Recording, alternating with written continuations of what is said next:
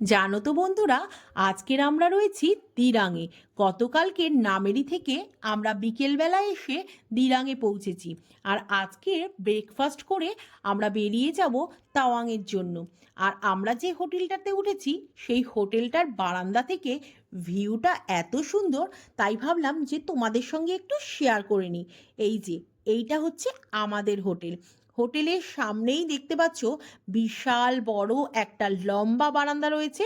প্রত্যেকটা রুমই প্রায় সমান এবং প্রত্যেকটা রুম থেকে বেরালেই এই বারান্দাটা পড়বে।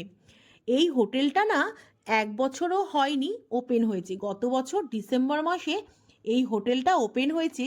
তাই দেখেই বুঝতে পারছো একদম নতুন ঝকঝক করছে। এটা হচ্ছে এই হোটেলের রেস্টুরেন্টটাও কিন্তু বেশ সুন্দর। আর আমরা উঠেছি একটা ট্রিপল বেডরুমে। চলো রুমটা তোমাদের দেখাই। এটা হচ্ছে আমাদের রুম।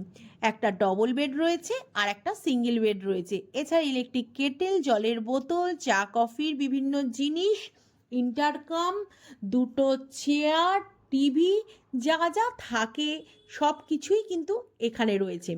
এছাড়া রয়েছে একটা ছোট মতো ওয়ার্ড্রপ। দেখতেই পাচ্ছ একটা ওয়ার্ড্রপ রয়েছে যার মধ্যে আয়নাও লাগানো রয়েছে। আর ওয়ার্ড্রপের ভেতরে কি আছে চলো দেখাই।